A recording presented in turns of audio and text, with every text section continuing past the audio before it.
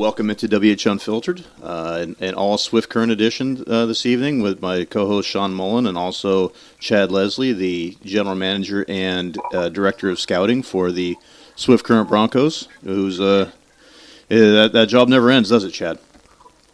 No, you know what? It's 24/7, and it's a great thing. Obviously, if you love to do it, I like being on the road. I like being in the rinks, watching games. It's kind of been a passion for me for a long time. So it's doesn't feel like work at all. And you're out on the grind doing some scouting work as we speak, right?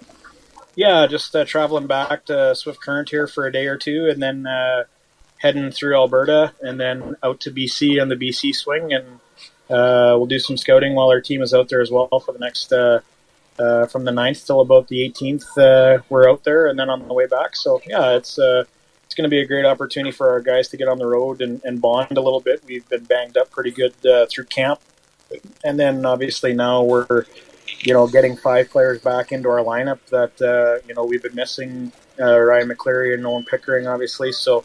And then just getting some other guys back, Reed Dick and Connor Gabriel and Caleb Rostock at some point. So, we've been missing a lot of guys all the way through the first part of this season. And, so it's good to get on the road and get some bonding going.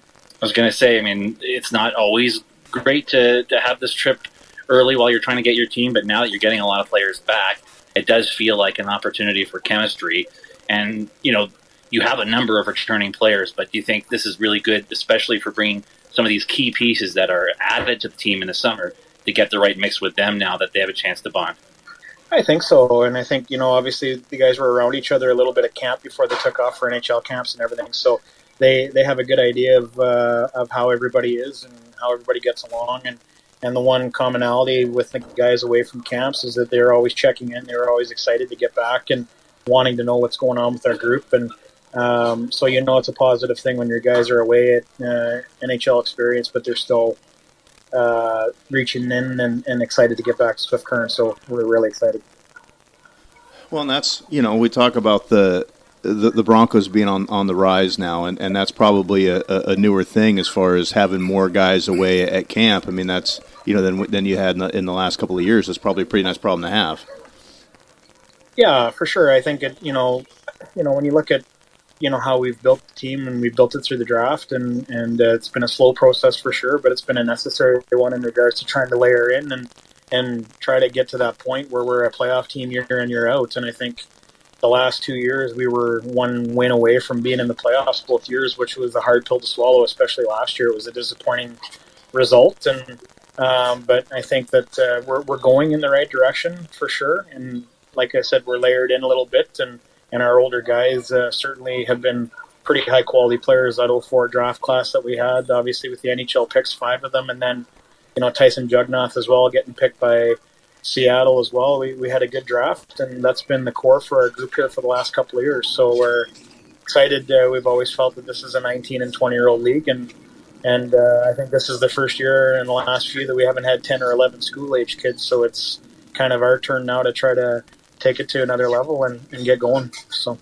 you mentioned that draft of the 2004 players, and it's one of the best drafts the Broncos have ever had, period. When you look throughout it, not just the players that made it, but the talent that went elsewhere even. As you mentioned, you mentioned Jugnath as one of them, but just an exceptional draft from top to bottom. So if you're reviewing, what went into that draft, was there something different about it? What do you think helped lead to that draft in particular being so successful for you guys? Well, I think, just based on when I came into Swift Current, and I was tasked with helping, obviously to build that team through the draft, you look back at the cycle of how things went, and when Manny and those guys were on that run and they made those deals and that sort of thing, you don't look at what happened 2 years previous to that. We kind of went 10 years back and looked at their drafts all the way through and the amount of guys per year that, they were averaging from the drafts of the former regime. And then also, too, you look at the amount of draft picks that they didn't have access to via trades or whatever, because there was a lot of trades to bring in some parts. and maintain being in the playoffs. And in a small market, to make some money, you need to be in the playoffs. It's very, very important. So try to analyze how the drafts went leading up to that run, and all the assets that they used to try to build that team and win a WHL championship, which they did, which was amazing. But for me, the one thing I thought was prevalent was that we need to fish from a different pond. So we focused on Manitoba and Saskatchewan, and I'm from Manitoba, Southwest Manitoba, from Elkhorn, Manitoba, and I had a front row seat for many, many years to watch Kelly McCrimmon and the Brandon Wheat Kings do it the right way. And so I've said before, if I ever got into a decision-making role in the Western Hockey League, that I was going to focus on Manitoba and Saskatchewan, just because of the proximity, and they're sometimes overlooked. Not the sexier markets that you see with the Sports School League or Alberta and BC, where the density of population, there's a lot of players that come from those regions. So that was the thought process for me, just in regards to where we were locating players. And then I had a comfort level with what I was seeing with them. And, definitely we were picking some guys that physically weren't developed, but we liked their sense and we liked their individual skill, and thought, at 18 and 19, we have the ability, if things progress the right way, to have some pretty top-end players. So that's just kind of the thought process that went into it. I mean, you mentioned a couple of, real, common household names in our league, with Manny Vivros and over there in Brandon with Kelly McCrimmon, and if you can emulate the success that those gentlemen had, I mean, you're gonna go a long ways.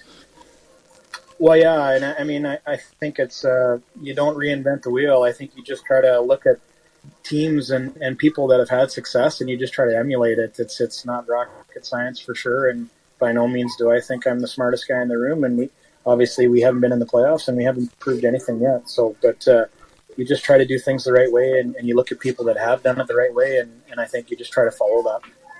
It's not often you get a player drafted as late as you drafted Owen Pickering that turns into a first-round draft pick. So sort of talk about the story of finding him and what made you believe that he could be the kind of player he's turned into. Well, I never imagined that Owen would end up being 6'5". Let's put that out there right away. Obviously, that's just one of those things that just happens and you get very lucky with. But I thought he'd be 6'1". His dad's a big guy, mom's tall, and I knew there was going to be some size there. But he was 5'7" when we drafted him, and he was playing on a team in Eastman that their top deep pairing at that time was Denton Matejchuk and Spencer Penner. Now Spencer Penner went in the second round to Seattle, and that was a pretty prominent pairing on that team. But Owen was on that second pairing, and I just liked his sense. I liked the way he thought the game, his puck skill, and his decision making. I thought were really good, and you could just tell a lot of things were based on lack of physical strength for Owen. So he was probably, if you ask my staff, he was probably one of the most important guys for me to get. But fortunately, we made a choice as to where we thought we could get him, and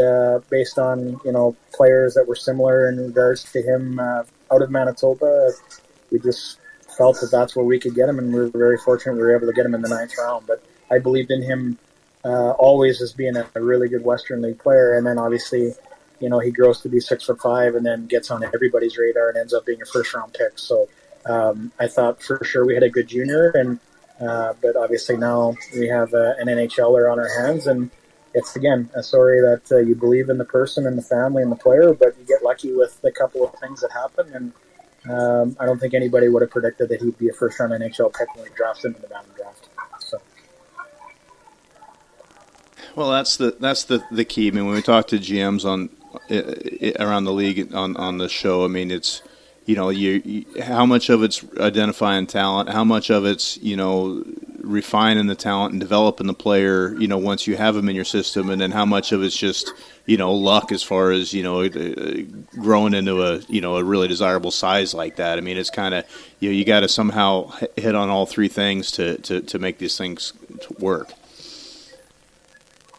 Yeah, for sure. It's a huge amount of luck for sure. And but if you believe in what you see and how you evaluate and you stick to it, and if you're making some mistakes, then you got to figure out pretty quickly what went wrong. But if you find commonalities in players and and how you're looking at things and comparables, I think you can get some things figured out pretty quickly. When you came in to start working with the Broncos after your time, elsewhere in Virden and in Saskatoon, I mean, it was a time of complete upheaval. The team threw all their chips in the middle to win the championship in 2018, and it left you guys trying to mine every corner of the world you could to find talent, and going through a couple of years where you just had to accept that you weren't going to have a lot of skill in your lineup. So, when you came in, yourself, the scouting staff, Dean Brockman, what was the process in order to, start this trip back to where you can be among the better teams in the league again? Knowing it was going to be a long journey, did you guys have kind of a sit-down strategy session to map out the way to go? What was that like from the beginning of a total rebuild? Well, I think we knew that we had to be patient, and if we were going to build it through the draft, then obviously we weren't going to be able to use some assets to go out and acquire, a Band-Aid to cover the hole in the dike or whatever, you know what I mean? The bubble gum to plug the hole for a short period of time. So we knew that we were going to have to take it on the chin a little bit. Obviously, I don't want to, disrespect any of those players early on that came in and did a tremendous job for us night in, night out with their work ethic and compete. And we just didn't have enough depth a lot of nights. And, early on in games, I felt in the first couple of years when we were rebuilding, our guys worked hard and played very well, and we were right there with some teams. And then, just at the end of games, we saw some separation where our minutes, where guys should be playing these amount of minutes, ran out, and we just ended up on the wrong side of things for sure. So it was long, it was tough, pride swallowing for sure when you're losing a lot of games, and it's hard to find positives a lot of nights. And but we knew, that was the way that we had to do it for a couple of years. Just use our assets as much as we can for draft picks and some younger players if we could bring those guys in. So that was the plan. And obviously we had a couple of trades that were very fruitful for us. The Joel Hofer trade, just talking as a group as regards to maybe take a one less first-round pick in that deal to get a couple extra picks later on. I believe, those 6 draft picks that we got from that trade, helped us substantially rebuild, I think. And but just trying to figure things out as we were going along, being patient and not being focused on results. I think that was huge, just on the process of how we were trying to do it. But, we made mistakes too. I mean, the one thing I'll always talk about is, we brought Drew Englot in last year, and that character and compete and that leadership quality that we had, probably we should have brought some guys in like that, a couple of years earlier for that 04 group and everybody else that came along after, just to give those guys an opportunity to be around that. So we did a lot of things right. We did a lot of things wrong too. We made a lot of mistakes and tried to learn from that as quickly as possible. But, I think that being patient and just understanding where we were and not getting too focused on a result and not letting our ego get in the way of what the plan was. There definitely was a plan for sure. It's interesting to hear you say that, Chad, about making mistakes and being cognizant of it. I mean, here we are, 3 guys of roughly the same age. Like, we don't all Prairie guys too, and we don't. Well, I guess Sean's not a Prairie guy, but we don't admit mistakes. Like it's always. I'll hear about that all the time. So. it's always somebody else's deal. Like it's kind of like it's kind of refreshing to to be able to own something. I mean that's the only way we're gonna on ice, off ice. I mean that's the way we're gonna grow and develop is to be cognizant of those things. And it's just interesting hearing you talk about it in that way. Well, I think it's important. I mean, it's important to make mistakes early, to be able to understand why you made it, the decision-making that went into it and reevaluate and kind of change your train of thought and get on the right track. It's always so important, I think, for young scouts or guys scouting to have, that 5-year window of players from 14 to 19, that first cycle that you go through scouting just to see, hey, and the one thing I always try to make sure that guys understand is put your thoughts out there. don't hide behind, sitting on the fence. And then if he turns out, say, well, I knew he was going to turn out, or, be bold, make some predictions as to how you think guys are going to turn out. And if you're wrong, well, nobody cares. But, you just got to figure out quickly why you were wrong and reevaluate and talk to guys that are right more times than wrong. And I think that's so important to make a lot of mistakes early, just to bounce back and figure out why quickly. And then I think you're going to be on the right track. But, I've always been a big believer of servant leadership and understanding that, if things are going good, then it's, my players and it's my coaching staff. And if things aren't going well, then it's on my shoulders. And that's just the way it needs to be. So. You were the director of scouting solely the first 2 years with the Broncos. Then, suddenly early in your fourth year, Dean Brockman resigned and you found yourself thrust into the role of general manager, but not permanent, as well as Devin Trott into the role of head coach and in a place to prove yourselves. How much had you been preparing yourself for that moment? How much were you taken off guard? I mean, what was that like for you to suddenly, it doesn't often happen that you're a month into a year and suddenly you're taken over as a general manager. So what was that experience like for you and Devin, and how do you reflect on that year? Yeah, I think, it was an interesting process for sure. And Dean was always very good with me and giving me a lot of opportunity to help and a lot of say, and which I appreciated so much. And he always said, when he felt I was ready, he was going to step aside. And there was a lot of things that went into Dean doing what he did, but I'm very grateful for the opportunity that he gave me, obviously. And it was unique. Obviously, you're starting in a situation where I was excited to be the assistant GM. I am a big believer of taking your time and making sure you don't take a step sooner than you should, and just, be prepared all the way through. So, I was really excited to just be the assistant GM for a couple of years and settle into that role.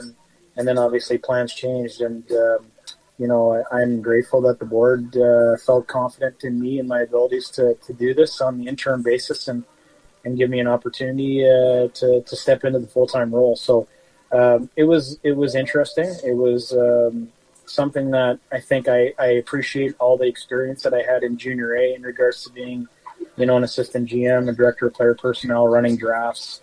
That Junior A experience in Manitoba and Saskatchewan that are both drafting leagues, I don't think drafting leagues early on, I didn't give it enough credit. The jobs are very similar, it's just a different scope. So when you've made trades before, when you've run drafts before, when you've run camps before, all that experience transfers over. It's just on a larger scale when you come into the Western Hockey League. So I was somewhat more prepared than I thought I would be for sure. But I also was very fortunate that I had so many of the older GMs in the league and guys, that I really admire and look up to reach out and be really generous with their time. And a lot of guys give me a lot of advice that certainly my eyes and ears were wide open and my mouth was shut. I really appreciated how well I was treated by the guys in the league. And I don't think that can be said enough because it's dog eat dog. That's the feel for a lot of people looking at the Western League.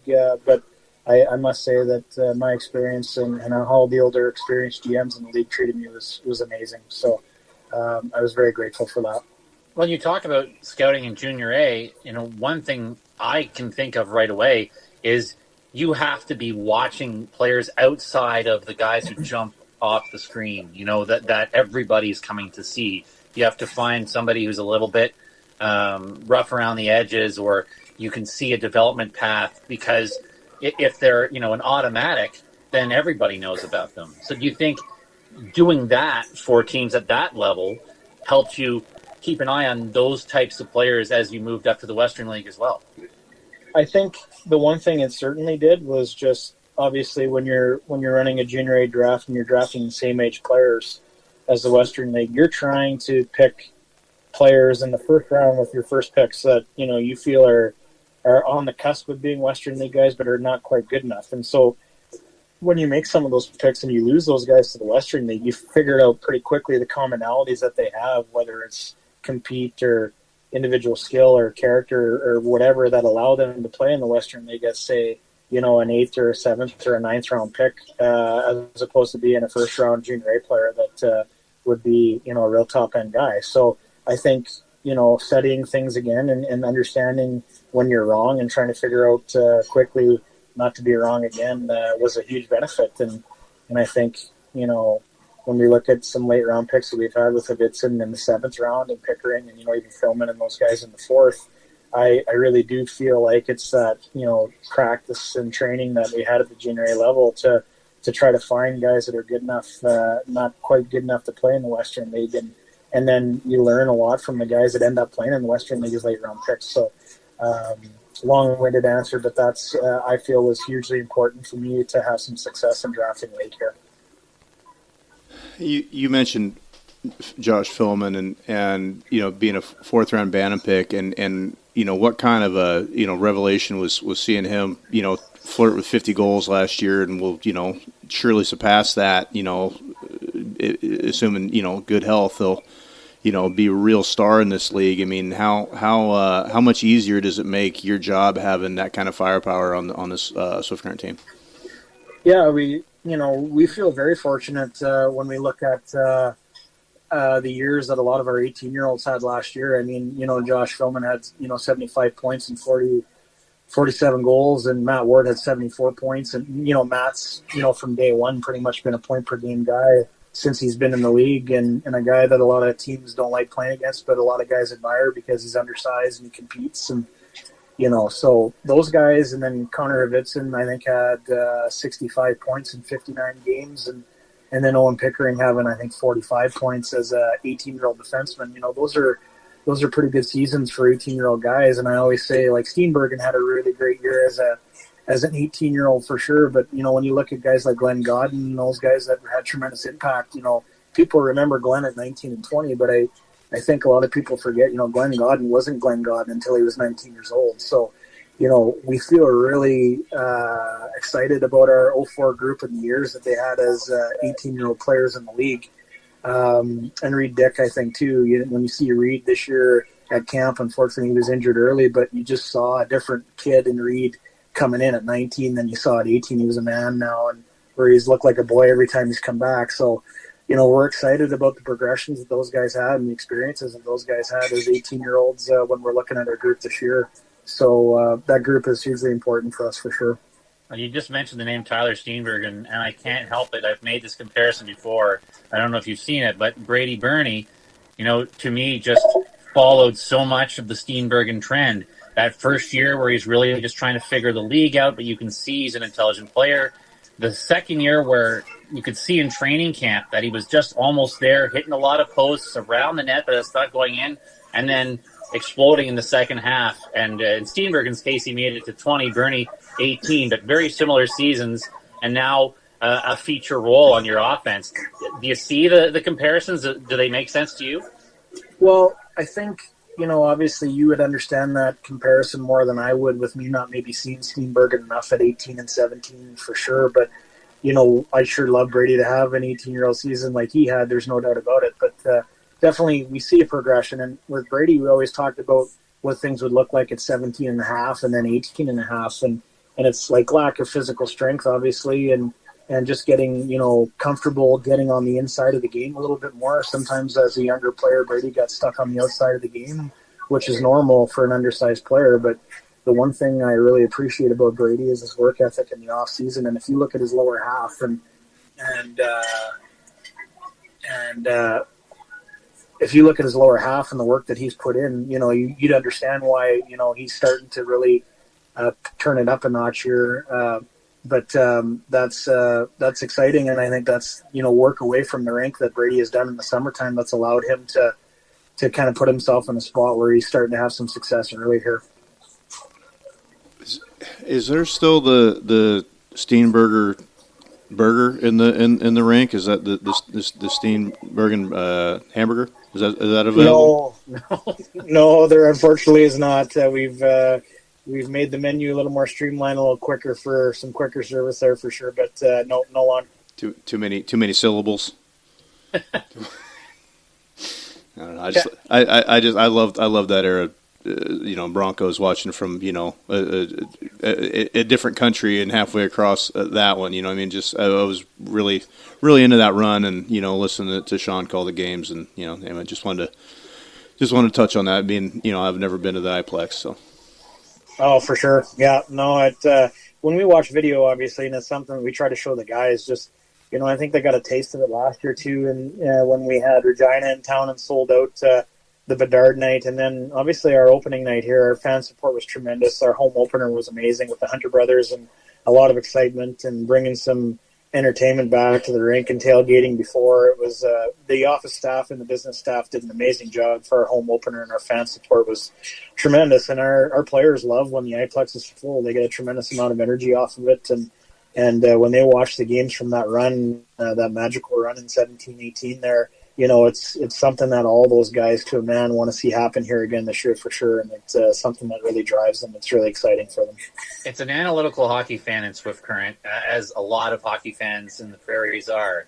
But when the games start to become more important and the rink fills up, there's no place louder in the Western Hockey League from my experience anyway. Yeah, the players always just talk about how the fans feel right on top of them, so it's really exciting atmosphere for sure. Chad, you had a real tale of two unique seasons from 2 years ago to last year. 2 years ago, not much expected of the Broncos. You ended up being a big surprise. You were, as you mentioned, 1 game away from a playoff spot, and it seemed like that group was arriving early. And then last year, higher expectations. Did end up with a better record, but still ended up in the same place in the standings, and more frustration that you went through in that process. I imagine for you as a first-time GM and your head coach as a first-time head coach, Devin Prott, a lot of learning experiences from what happened in both years. How do you reflect on, kind of being ahead of schedule and then trying to balance those expectations last year and regrouping this year to be where you think you should be?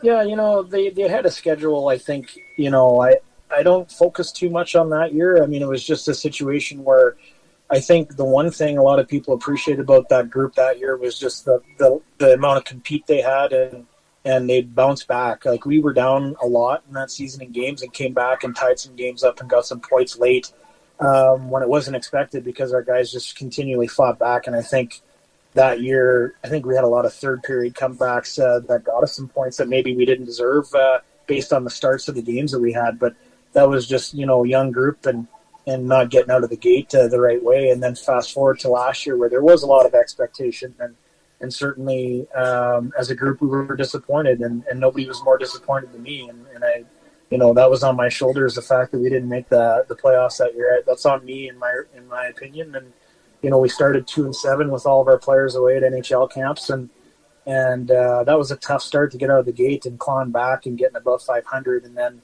when you look back at the impact our 04 group had last year on our team statistically, I think we were sitting anywhere between 58 to 64%. I think of our production came from that 04 group, and a lot of nights when some of those guys aren't in the lineup, guys getting suspended a lot, Josh Davies and being out of the lineup. And then we had a stretch where Connor Hvitzen, I think, was out of the lineup for 9 games, and I think we were like 0-7-2 or something like that as well. So, I mean, while we were going through those stretches, we're sitting there as a group saying, I really hope that this doesn't bite us at the end of the season. I really hope that this doesn't bite us at the end of the season. And, I mean, you can pick games early on where, we're tied with Regina at home, and Connor Bedard breaks away from everybody and scores a breakaway goal 6 or 5 seconds left in the game. And just those things that just seem to happen to us as a group. And so I think reflecting on it, yeah, it was hard because the expectations were on us. And maybe, like I said, again,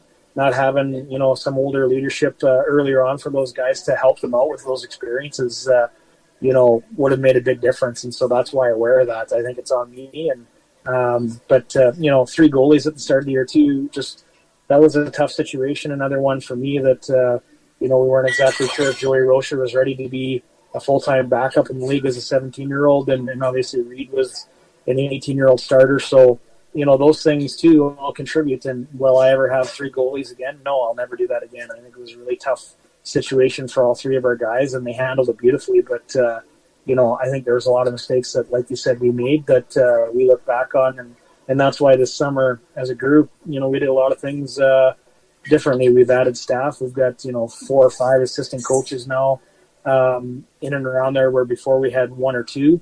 And, we just put really good men around our young guys. And early on in the summertime, we did a lot of really unique things in regards to having a little bit of a hockey summit. We had Todd McCollum come on and do a Zoom with us. We had Andy Murray. We had Brad McEwen. I wanted our coaching staff and our hockey off staff to be exposed to all these guys and learn from them and make some connections. And, we wanted things to feel differently for our players coming in because in that room in Medicine Hat, at the end of the season there, it was a different feel. I walked around and hugged the players and talked to the players, and you could see how devastated everybody was. And there was just that expectation, I think, that was really hard for us. So, we learned a lot from those experiences, and I think that we're more ready to handle things now as we get going, and we've got all of our players coming back for the BC swing. But definitely we learned a lot from that process, and I think we carried some things forward that are going to benefit our group. Well, I think, not placing this on the young goalies, so it's not, but you had Isaac Poulter the year before too, who was one of the most underrated goalies, I think, in the Western Hockey League because he played in front of teams that struggled for most of his career. But as a 20-year-old, he was a huge calming presence and one of the better goalies in the league during his veteran years. So, when you go from that to guys who are still finding their way, naturally there's going to be a different result. Yeah, for sure. And again, too, that's the same old adage. Isaac Poulter wasn't Isaac Poulter till he was 19 and 20 either. So that just speaks to the quality of the league and guys, I think needing to be patient and understanding that it's going to take a little bit longer than they hope to get where they need to get. And, the runway is a lot longer than the guys think. I know guys want a lot of opportunity early and they think that they can handle it, but ultimately, the teams at the top of the league every year, the one common thread with all of them is they've got anywhere between 9 and 13, 19 and 20-year-olds usually. So there's a lot of learning that needs to happen, a lot of things, a lot of experiences throughout the league that you learn every year that help you get to that point. Both of you guys are obviously really close to this organization, and just for the rest of us, it's just a really unique situation as far as the smallest market in all of Major Junior, small building, community-owned team, board of directors. Obviously, Chad, you took on a second full-time job with the team, and I doubt you're getting a second paycheck for it. What's it like as far as working with this particular, organization that's really has a lot of unique characteristics that, really aren't anywhere else in junior hockey? Yeah, I've always talked about how this is a dream job for me in regards to just a lot of the little things that have led up to it. I've got a lot of connection to Swift Current. Grew up in Elkhorn, Manitoba, obviously, and we're best friends growing up with the Kennedy family. So Troy, Sheldon, and Sherry obviously are like family to our family, and growing up as a kid, we wouldn't get a chance to go into too many weekend games, but we were always there when Sheldon and Swift Current came into town. And I just remember, watching that team warm up, full ice warm ups, and how talented they were and the speed and the skill they had. It was just amazing to watch those guys. Warm up was always my favorite when I was a kid, just full ice warm ups, and they were flying and they were so dynamic. And it's funny, we had a tournament champions, a big tournament in Elkhorn where a lot of teams that would come in and billet, and so we billeted Blake Knox one year, which is really neat looking back on as well. And then when I went to start my junior hockey career, Brad McEwen listed me in the Brett when I was a 15-year-old. So, just all these little connections that kind of, have led to Swift Current. And I can honestly say I always felt that I wanted to be involved in hockey after being a player, and not very good player, obviously, so it was a shorter playing career, but always wanted to work in hockey, and there was two teams I always kind of wanted to work for. It was the Brandon Wheat Kings or the Swift Current Broncos. So for me, it's a thrill to be working for this organization, and a real honor. And I'm grateful to the board of directors. We have a very diverse group on that board, and they all bring something unique, and they've been excellent to me. They've given me a great opportunity, and if I'm being honest, how daunting the task was after that championship season with all the assets that went out the door is probably a big reason why an inexperienced guy like me had an opportunity, because it's probably something a lot of guys that would look at with experience say, man, that's going to be 5 or 6 years of painful rebuild that, in that point in their career, maybe they just didn't want to have that opportunity. So I know why I got my opportunity, and I'm a smart enough guy to realize that it was an opportunity for me, for a young guy, to come in and cut my teeth, and I really appreciate it for sure. But the support I got from the board was tremendous, and their belief in me, obviously. And yeah, you know what? I mean, I'm sure that guys will make a little bit more in a lot of markets, but I got a really nice term from them and a lot of confidence from them in regards to doing the job and making decisions that are best for the Swift Current Broncos and not best for Chad Leslie trying to get another contract. So they've been amazing to me, and I've been very grateful. Well, and it's interesting you mentioned the names like Todd McClellan and Brad McEwen as people you connected with this summer and talked about strategies to move forward, because so often these days in the Western League it's become recycling, and not in a negative way, but coaches who have experience, whether in junior or at the professional level, managers who have more experience. It seems like teams are always looking for somebody who's done it before, but those guys are an example. Todd McClellan came from the SJHL, became a Zach Adams Award winner in the NHL through his time in Swift Current and beyond. Brad McEwen was with Notre Dame before finding his way to Swift Current and becoming eventually the top scout for Hockey Canada's World Junior team. So when you and Devin look at guys like that who didn't have that previous experience and had the success and had great careers after their time in Swift Current, is that a pretty good model for you guys as guys who came in without that existing junior pedigree but have been given this opportunity? Yeah, for sure. I mean, again, we understand that we were given a tremendous opportunity, and we don't want to squander it. It does give you some belief that you can do the job, but obviously you have to understand that there's a lot of capable people around that can do the job as well. So I didn't really look at it in that regard. I just knew that we had to work hard, we had to put our head down and try to do things the way that we needed to do for our market. And I do think, again, the junior experience gives you that understanding of what's important in a small market, and being accountable to our fan base is really important. It's great, and it's nice when things are going well to be out and about, but when things aren't going well, you have to be out there and you have to face them, and you have to listen to what they have to say and be accountable. And I think it's really important on the corporate sales side too, that everybody in town knows that you're invested in this group and invested in the organization and wanting to make a difference. And that game in Medicine Hat last year, the very next day, I was out and about with one of our business office people delivering some calendars and team pictures to some of our corporate partners, and we were all disappointed. But everybody just wanted to be heard, and once they were heard, and they knew that I was disappointed as well, they were good. It's important in a small market to be accountable, to be out there, to be facing people, and just that understanding of it, I think, is a really big benefit from being in junior A and knowing that as well. So that's the experiences that I've drawn for sure. It's nice knowing that those guys had success, but by no means do I believe that I'm going to have the success that a Brad McEwen had, or Devin would love to have Todd McClellan's success, but it gives you some hope. But certainly we just have to focus on the job at hand and try to make our team better every day. And the process really is more important than the result, and our job is to develop men and make them better people when they leave, and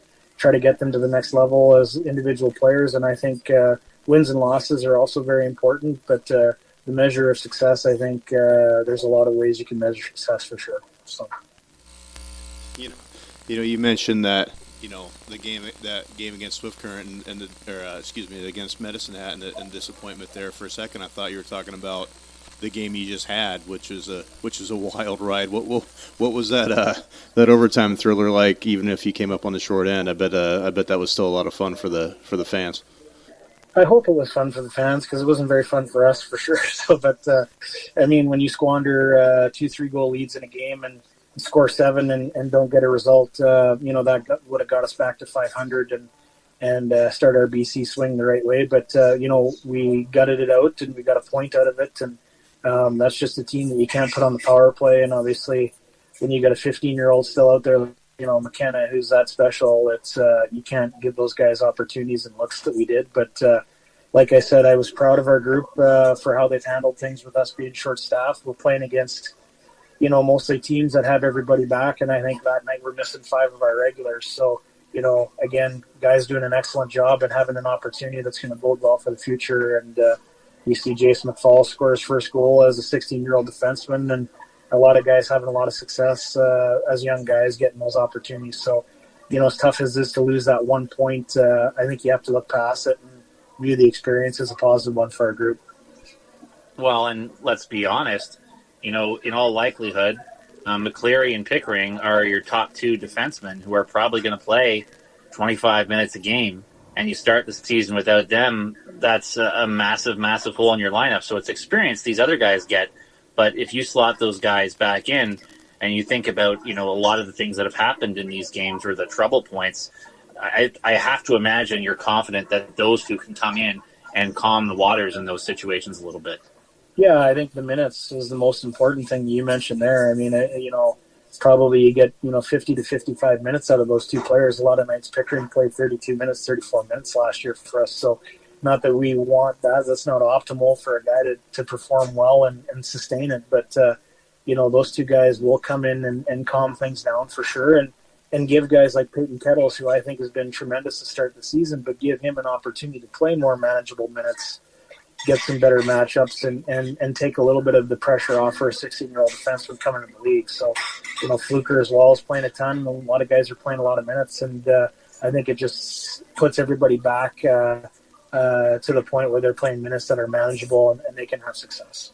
Do you see a connection between the way that Kettles plays and the way that Pickering developed as well? That kind of defenseman who plays in every situation, skates well, just smooth. And is there an opportunity for him to kind of mirror Pickering in his development? I think based on the opportunity that both of them get as young players in Swift Current, I think Peyton is going to be more insulated than Owen was. So a lot of nights in the hub, which, obviously I think when those guys came in, that being a 24-game season in the hub, Owen had an opportunity to get that sample size where we had a lot of defensemen go down and he played a lot of minutes, but he also only had to do it over a 24-game stretch. So it'll be interesting to see where Peyton's at in Game 40 and Game 50, just being a young guy and being new to the league and the travel and having to deal with coming home from a late trip and going to school and having to be at the rink for practice and working out. And, physically, it's going to be interesting to see after Game 40 how he stands up to that. So I think their situations are a little bit different. But I do believe that, when at the end of the day, they're going to be in very similar situations in regards to draft and how they progress and being NHL players. I firmly believe that they both have that opportunity. Well, I think it's fair to say, fans have to, when evaluating the next group of prospects after the 04s, have to understand that those guys are not going to come in and get the same kind of minutes that the 04s got. So you can't look at the 05 draft or the 06 draft and those guys and say, well, how come they didn't match the production? I mean, not every draft is going to be the same, but at the same time, those guys are coming in and they're being more slowly fed into those roles, whereas you kind of had to throw the 04s in the deep end. Yeah, for sure. I think, again, fortunate that it was a hub season and 24 games because definitely would have looked a lot different over a 60, 70, 68 game stretch for sure. So, but it definitely springboarded those guys onto their 17-year-old seasons, the opportunity they got at 16. Yeah, so I think, and when you look at what Connor Hibitson's done without having that hub experience, I mean, we never were able to get him in the hub based on limited to how many 16-year-olds you could have. So what he's done without that experience, in my opinion, has just been tremendous. We mentioned earlier a few of the coaches that have had a lot of success in Swift Current and beyond, and your next 2 games, you're about to face 2 more of them in a very good Prince George team, which those road trips don't get much longer from Swift Current to PG, and that's going to be a tough challenge. And then Manny the next game. I mean, what kind of a measuring stick is the Swift Current versus Prince George game coming up? I think if we're looking at it in that regard, we're not focusing on the right things for sure. PG's got a great team. They've got a great power play. We have to definitely be disciplined and make sure that we keep them to the outside all night, just because they're so explosive with their forward group and they're scoring a ton of goals right now. So, Lammer has been tremendous. He's one of the guys that's been fantastic to me from day one, and obviously reached out and given a lot of advice, understanding what the market's all about, and so I greatly appreciated the influence that he's had on me. And Manny, I don't know Manny to talk to him, but obviously everything I've ever heard about Manny, he's a wonderful guy and an amazing person. So I'm really looking forward to getting to meet him. And it's us going into Vancouver and playing Vancouver and PG, not playing Mark Lamb and Manny Navarros. So. But an interesting, difference with your role versus what Mark Lamb and Manny Vivros did is their roles combine the general manager's duties with being the head coach, whereas your situation has combined the general manager's duties with being the director of scouting, the head scout. It's still a ton of work, and it's still, splitting you in multiple directions. But how do you think that changes, the approach and the possibilities for a general manager when instead of being on the bench, you're, traveling a lot more and a lot more involved in the scouting process instead? I think, again, going back to that 5-year, span of a life cycle of a player in the league. So with the 04 draft class being my first draft, now when we're in situations where you're looking at players for trade, you're looking at guys that come across the wire. And if you're drafting and scouting, you've seen those kids right from the Bantam draft work their way through the levels and done all the reports that you've done on them and character checks and all reference checks and everything. So I think if there's a dual role that's more conducive to having success, I think it's that role. I know Ripper does it in Moose Jaw as well and does a really, really good job with it there.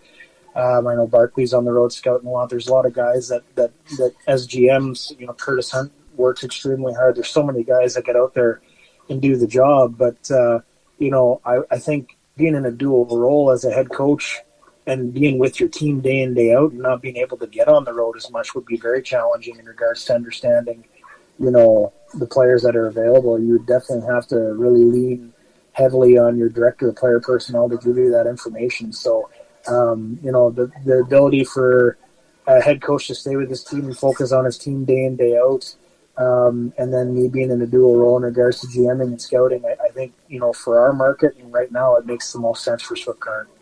Well, and you mentioned trades. I mean, scouting has been, what you've done for most of your career as a staff in the hockey business. Making that jump to the GM means you have to pull the trigger on trades as well.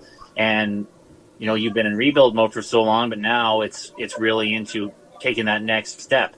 So what's that process been like in terms of trying to find the right pieces or, make the right deals? And where do you think you guys have to get this year in order to take this group and make the most out of them? And what are, some things that you have to keep your eye on so that you have the right mix to get that done?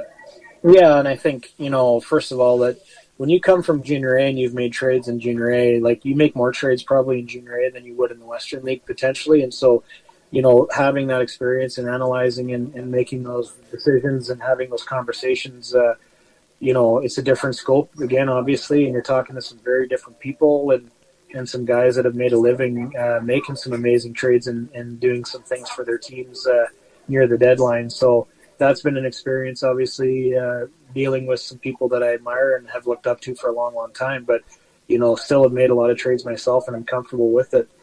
So that was fine. But as far as understanding what we need to do as a group for our team this year, obviously Ryan McCleary addressed an issue for us.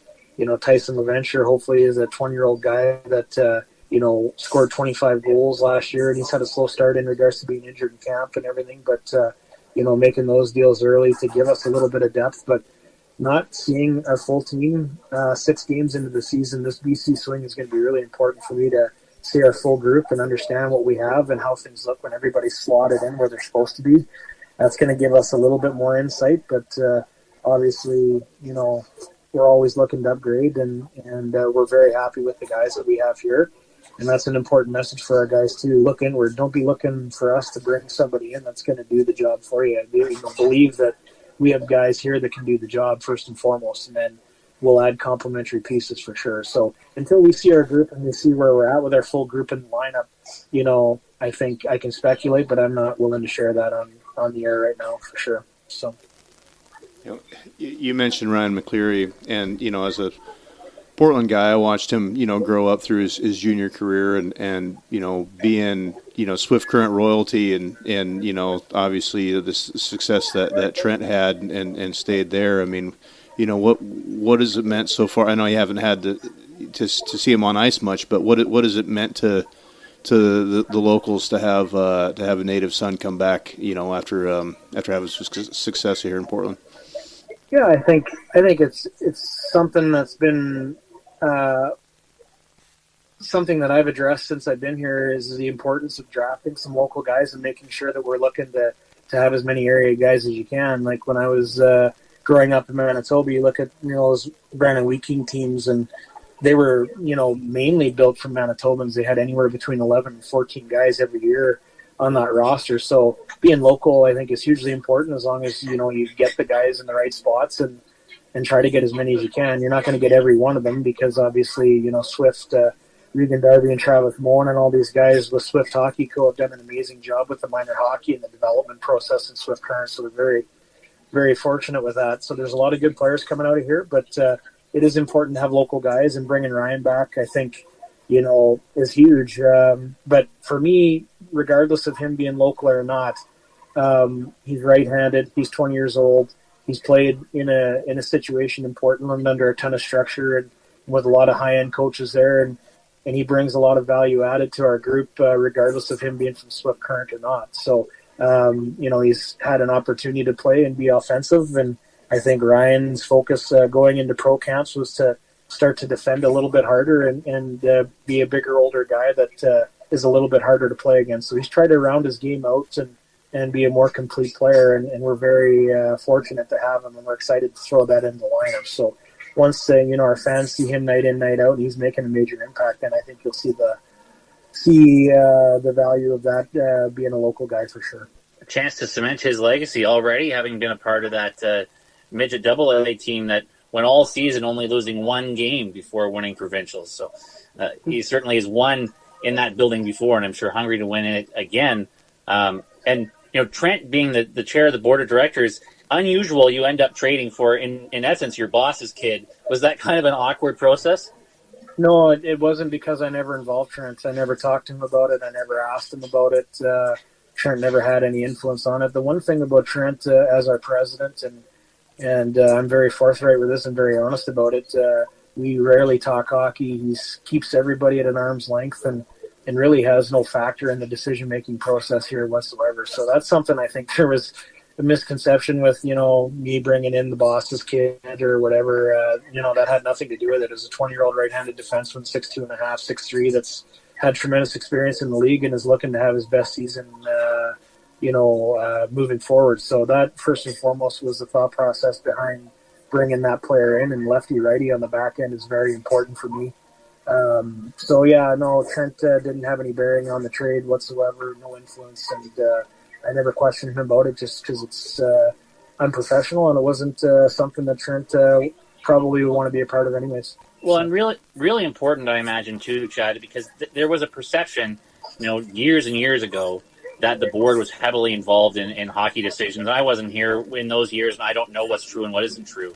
But I know in the time since I've been here, they haven't been heavily involved in hockey decisions. And while that still goes around town sometimes, it's really key for you guys to be allowed to do your work. And the board has been very professional, from what I understand, in allowing you to do that. And really important that you are able to do that. Yeah, no, they are. They're an amazing group, and like I said, they've been kept at arm's length, but they don't need to be governed in that regard, because everybody on that board understands that we have a job to do, and the focus for them and the focus for our business group is to try to make our franchise viable. And year to year, obviously, the expenses climb, and you can only get blood from a stone. Like you have what you have within our market to fundraise, and our corporate partnerships are very important to us. So they're focused on the health of our organization from a financial standpoint more so than the hockey side of things. They leave that to me, and obviously, if our group isn't doing a good job, at some point we're going to hear about it. So, but obviously, this is a huge year for us in both regards. So, I've been very fortunate to have the group board of directors that I have, and they understand what they need to do. I understand what we need to do, and it's been a good relationship so far. Yeah, I'll just say I was kind of sad to see that McCleary leave, but I mean there was a lot of real nice defensemen on this Portland team, and it was nice to find a good opportunity for him, and also this Josh Davies kid is kind of Portland fans are pretty excited for what he's been bringing to the rink so far. It's always a topic of conversation so far.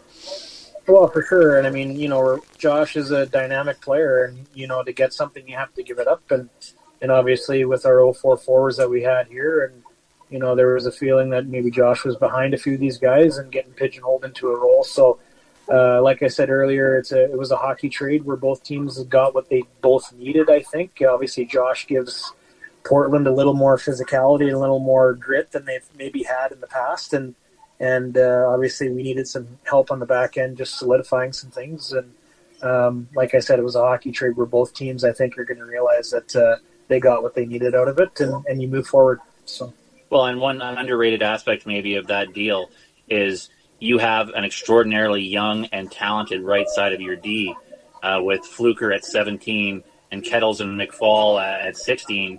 So to bring in a veteran who can A, eat minutes, but B, also be an example for those guys to learn from, could pay off not just this year, but in helping with their development down the road. Yeah, for sure. I think that's huge, and I think that's something that Ryan has really matured here in the last couple of years, and was something that was relayed to him, to coming in here to be a role model and set the example, and show a lot of these guys, what they need to do to be successful, and he's accepted that, and he's done a great job with it so far. Yeah, and coming from that background here in town, working with literally two of the winningest coaches in the history of our league, and then another couple of assistants that have been around for 20 years as well. I mean, that's it's a pretty good pedigree. Yeah, absolutely, for sure. No, it's exciting. I mean, obviously, for everybody involved, and it's just nice to have him back here right now. We're really looking forward to having our full group. I know we've kept you a long time, and just to wrap up for me, I just wanted to touch quickly on, you mentioned you'd rejigged your coaching staff some, and you have a head coach now who is into his third full season as a head coach, or almost full season as a head coach. So, no longer the young guy on the block, and you've made some changes in terms of the makeup of your staff. What was the approach to the coaching staff in the summer, and what are you hoping that can do for your group this year to take you to the next level? Yeah, I mean, obviously we did a lot with less the last couple of years, and we just decided as a group we have a lot of low-hanging fruit available to us in Swift Current. Obviously, Regan Darby has come on board and has made things work in regards to being able to be on the bench for most nights, and a guy that understands the game and has been in the game his whole life, and as a player, these guys can relate to him. He knows how to hold guys accountable, but he knows how to make guys feel valued as well. So he's just a really good person, really good man. Gareth McEwen, obviously bringing him in, a very intelligent guy that our group, I think, really appreciates what he brings on a day-to-day basis. His demeanor is terrific. He's very intelligent. And he's been exposed to James Patrick, who is one of the, ultimate professionals in the game, and has learned a lot from his experiences in Winnipeg. And I think that's a group that obviously we've had a lot of success against, that Winnipeg group. Our team played them hard, and I know our young guys really looked up to that group as well, and kind of wanted to be a team that was very similar to that. So I think it's been a unique fit with having him, and then Craig Cuthbert coming on board as well, helping out in practice and mentoring the guys in leadership. And we have all these guys in Swift Current, a lot of low-hanging fruits that want to help out. Travis Moen does our skill stuff on Tuesdays or whenever he can come in. It was important for me that our players were exposed to really good men, really good people, guys that just want to make a difference and be here for the right reasons. And so I feel very, very fortunate with that. I guess I didn't know that your full staff. There's a lot of really nice hockey players on there. I was a big fan of Regan Darby actually when he was in the IHL in Kansas City and when I lived there, and it was he'd cause a ruckus a lot of nights out there on the ice and mix it up with guys, and he was pretty fun player at that time. That's really interesting that he's involved with your club right now. Well, he has a presence about him for sure, and our guys understand that that's what he was as a player, and he just commands respect and.